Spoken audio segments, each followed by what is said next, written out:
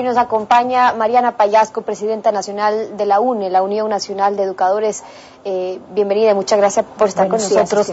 Para el 8 de marzo la UNE se unirá a este llamado, la gran movilización de los pueblos y 19 organizaciones sociales. Pero sobre esto empecemos escuchando lo que dijo el presidente Correa en un enlace sabatino. Veamos una de las personas que convoca a la marcha, Mariana Pallasco creo que se llama, ¿no? Presidenta de la UNE, es decir, MPD, que dice representar a algunos maestros, cuando los maestros, la inmensa mayoría, sabe que ningún gobierno ha hecho tanto por ellos y por la educación como el gobierno de Revolución Ciudadana. Veamos qué dice esta señora en la convocatoria a la marcha. Adelante. Esta marcha se convierte en el principio del fin del correísmo. Pero ellos son democráticos, ellos son democráticos. ¿Cómo es eso de que esta marcha es el principio del fin del correísmo, Mariana?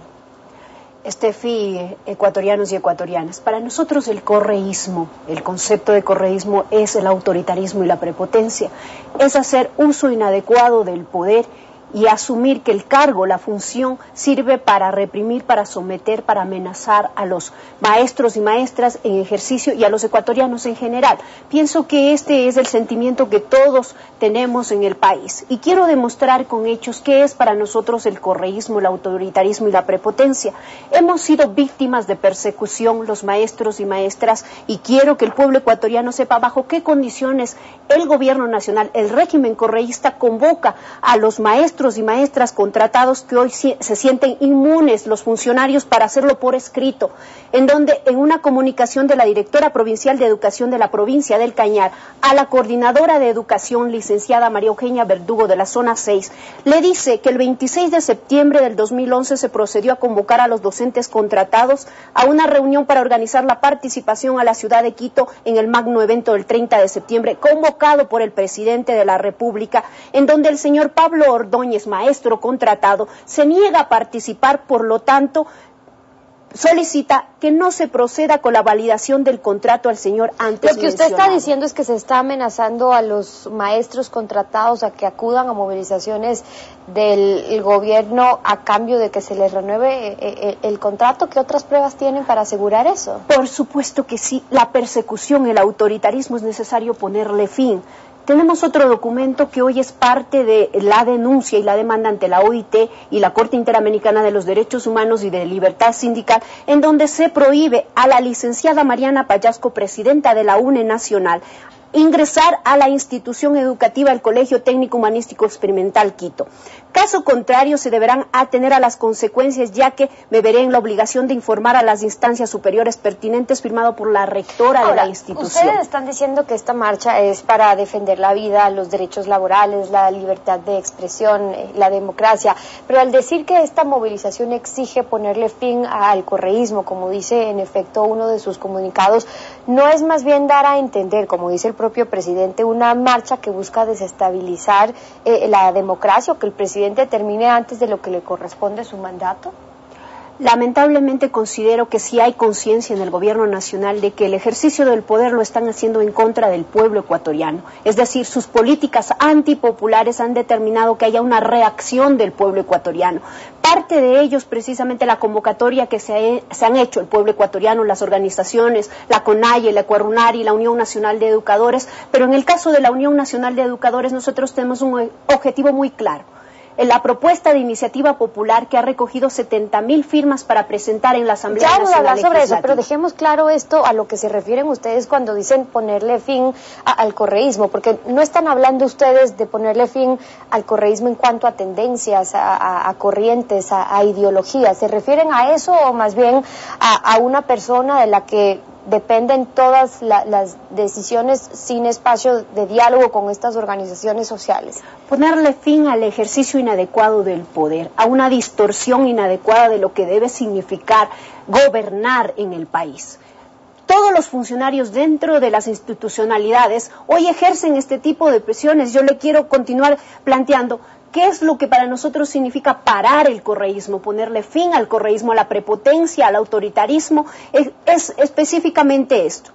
Se incrementaron 30 minutos más de la jornada laboral a los maestros por derecho alimenticio. Se les redujo el derecho de vacaciones en el régimen Costa a 30 días a los maestros y maestras. Y ojo, que el magisterio somos 70% mujeres trabajadoras profesionales de la educación y que las estadísticas en el país establecen que las mujeres tenemos tendencia a la profesión docente en su mayoría. Esto significa que el 8 de marzo es un día que reivindica los derechos laborales, que también necesita ser entendido que es una marcha, sí, por la vida, por la dignidad, por la democracia, por las libertades, por la tierra, por el agua, pero también en contra y para frenar este tipo de acciones. ¿Cuántos maestros esperan que acudan a la movilización? Porque el presidente, lo escuchábamos decir, la inmensa mayoría, él considera que la inmensa mayoría de los maestros reconocen más bien los avances en educación de este gobierno. No es verdad.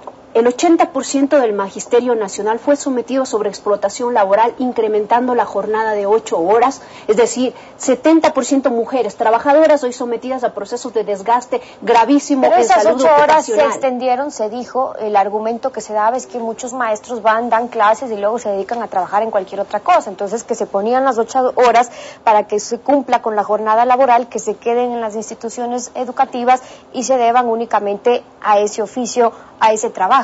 Con respecto a eso, nosotros queremos demostrar con un estudio investigativo, un proyecto de salud ocupacional trabajado con la Organización Mundial de la Salud, a qué condiciones se sometió a los maestros y maestras al trabajo de las 8 horas. Servicios básicos de las instituciones educativas, 1.500 instituciones que han sido encuestadas. El 31% de estas instituciones encuestadas trabaja con agua entubada.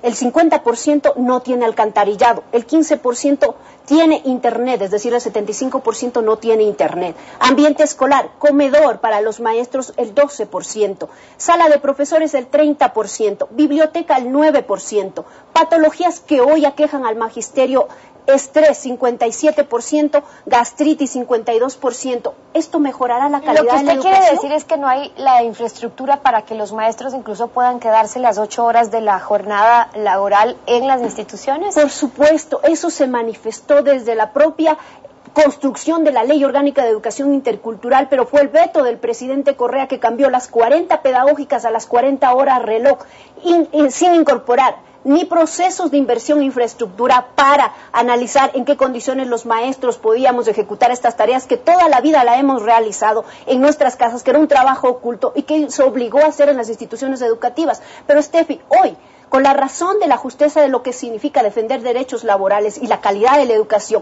el propio ministerio ha emitido un acuerdo ministerial 181 y lo reforma el día lunes 27 con un acuerdo 201 en donde reconocen la flexibilización del horario, en donde hablan del 65% de actividades de gestión individual que lo pueden hacer fuera de la institución educativa. ¿Por qué no cuentan? Okay. Así es, porque no cuentan con infraestructura. El tema del internet es preocupante. Si solo el 15% de las instituciones educativas cuentan con el internet necesario, indispensable para los maestros, sin duda preocupa. Ahora, ustedes están yendo a la marcha con un propósito, además, y es el de entregar estas 70.000 firmas de maestros a la Asamblea para reformar la Ley Orgánica de Educación Intercultural que fue vetada en ciertos puntos por el presidente de la República. Y uno de esos argumentos o reformas que ustedes exigen en ese sentido es el tema de la gratuidad de la educación que vaya desde los 0 años hasta la universidad. Pero para eso lo indispensable es que haya el presupuesto, es decir, si es que se va a ofrecer la gratuidad, tiene que haber el presupuesto en este sentido. ¿Qué ha pasado en cuanto a lo que corresponde que sea destinado cada año? Por ejemplo, para el 2012, según los incrementos anuales que contempla la Constitución, la inversión en educación básica y bachillerato debería ser del 5,6%. Eso equivale más o menos a unos 4.000 millones de dólares, pero se asignó 2.700 millones de dólares, que es del 3,9% del PIB. Esta es la realidad.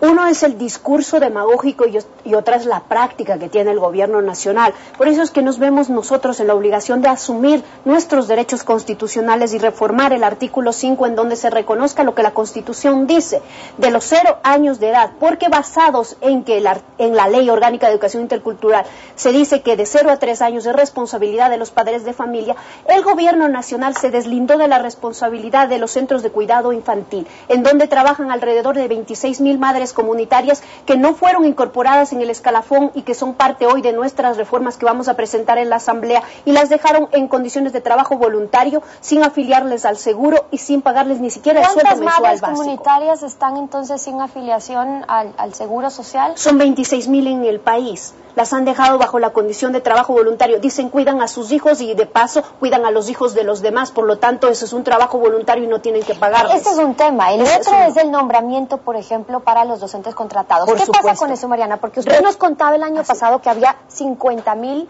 puestos que necesitaban pasar de contrato a nombramiento. La ministra de Educación dijo que ya se habían dado 9.000 partidas para concursos ya en estos meses, pero que tiene previsto para este año unas 20.000 o 30.000 partidas que den paso a esos nombramientos. Son 9.000 en 5 años los que han logrado entregar, pero son 54.000 maestros que están dentro del sistema bajo la modalidad de contrato ganando $300, $400 por 40 horas reloj. Darles nombramiento significa compensar el derecho a trabajar con dignidad y no manipularlos en política como lo hacen. Esto significa para nosotros reformar la transitoria 10ª de la Ley Orgánica de Educación Intercultural para que les entreguen de manera inmediata a aquellos maestros que vienen trabajando ya más de 5 años bajo la modalidad de contrato, pero ahí hay una preocupación. Este año han liberado 6.000 partidas y están en el proceso de concurso. El Ministerio de Finanzas manifiesta de que hay presupuesto para 49.000 contratos, no nombramientos. El Ministerio dice vamos a entregar 20.000. El Gobierno Nacional y el Presidente de la República ofreció 49.000 nombramientos. No sabemos cuál tiene la razón y cuánto se va a cumplir. Pero en el caso de los maestros estaremos vigilantes de que esto se cumpla. El tema de los nombramientos sobre todo ha sido un ofrecimiento desde hace ya algunos años. ¿Van a manifestarse, dicen ustedes, de manera pacífica este 8 de marzo por estas y algunas otras razones? Pero yo le tengo que preguntar, porque los antecedentes, por ejemplo, del MPD en cuanto a manifestaciones no han sido del todo pacíficas. Entonces, ¿cómo se van a manifestar cuando ustedes están afirmando que será una manifestación para dar a expresar su inconformidad, entregar sus firmas, pero será realmente pacífica?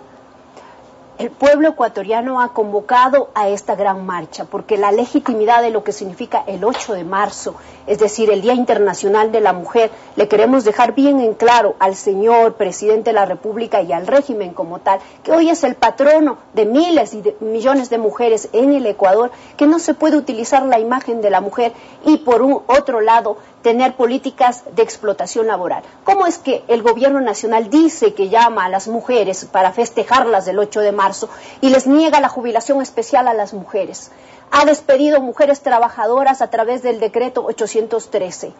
Trata a las mujeres como objeto sexual cuando manifiesta que las asambleístas, gracias a su belleza, han conseguido votos para aprobar leyes en la Asamblea. Debemos nosotros, las mujeres, y este es un llamado a las mujeres, condenar esta actitud y este discurso machista, patriarcal, que no ayuda en nada al proceso de equidad de género. Y sobre todo, este llamado a que esta gran marcha se convierta en la expresión del pueblo ecuatoriano, pacífica, por supuesto que sí, porque nosotros tenemos un objetivo muy claro, caminar a la Asamblea Nacional Legislativa, pero también dejar una reflexión a las mujeres, y es un llamado que lo hago porque me siento así, mujer trabajadora, el 8 de marzo, cuídate, mujer, de quien te mima y no te enseña a amar la justicia. Cuídate, mujer, porque te quieren presa, mujer.